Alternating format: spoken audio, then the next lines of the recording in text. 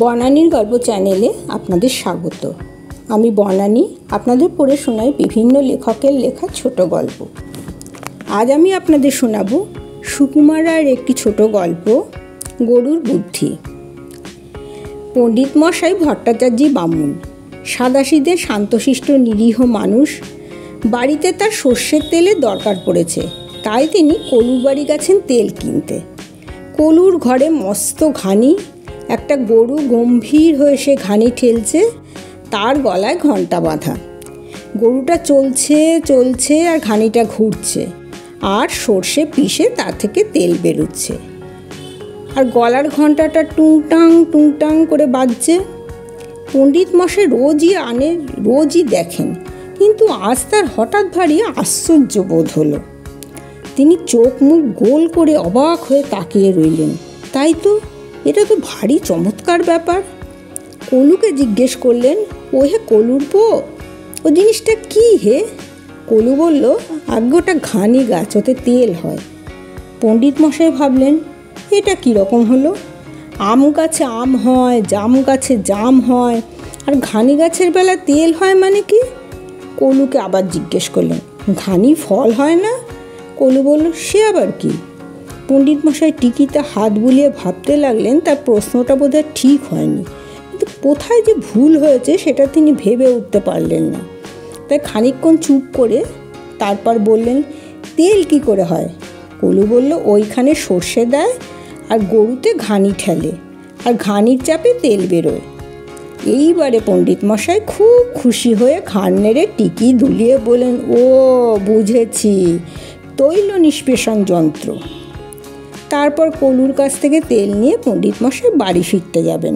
এমন সময় হঠাৎ তার মনে আর একটা খটকা লাগলো। গরুর গলা ঘণ্টা কেন? তিনি বললেন, ও কলুর পো, সবই তো বুঝলুম, কিন্তু গরুর গলায় ঘণ্টা দেবার অর্থ কী? ওতে কি তেল ঝাড়বার সুবিধা হয়? সবসময় তার গরুটার উপর চোখ রাখতে পারি নে, তাই ঘণ্টাটা বেঁধে রেখেছি। ওটা যতক্ষণ বাজে ততক্ষণ বুঝতে পারি যে গরুটা চলছে। থামলেই ঘণ্টার আওয়াজও বন্ধ হয়, আমিও টের পেয়ে তাড়া লাগাই। পণ্ডিত মশাই এমন অদ্ভুত ব্যাপার আর দেখেননি। তিনি বাড়ি যাচ্ছেন আর কেবলই ভাবছেন, কলুটার কি আশ্চর্য বুদ্ধি, কি কৌশলটাই খেলিয়েছে। গরুটার আর ফাঁকি দেবার জো নেই। একটু থেমেছে কি, ঘণ্টা বন্ধ হয়েছে, আর কলুর পর তেড়ে উঠেছে। এই রকম ভাবতে ভাবতে তিনি প্রায় বাড়ি পর্যন্ত এসে পৌঁছেছেন। এমন সময় হঠাৎ তার মনে হলো, আচ্ছা, গরুটা যদি এক জায়গায় দাঁড়িয়ে দাঁড়িয়ে মাথা নাড়ে, তাহলেও তো ঘণ্টা বাজবে। তখন কলুর পর টের পাবে কী করে?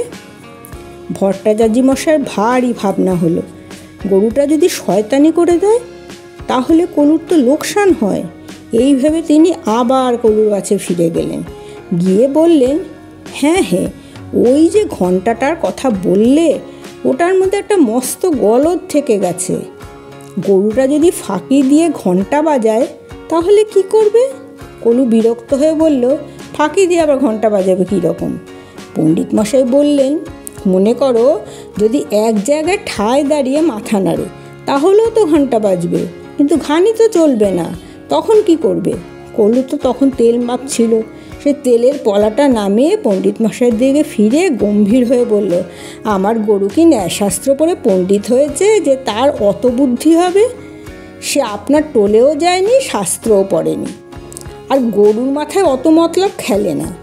পণ্ডিত মশাই ভাবলেন, তাও তো বটে, মূর্খ গরুটা ন্যায়শাস্ত্র পড়েনি, তাই কলুর কাছে জব্দ আছে।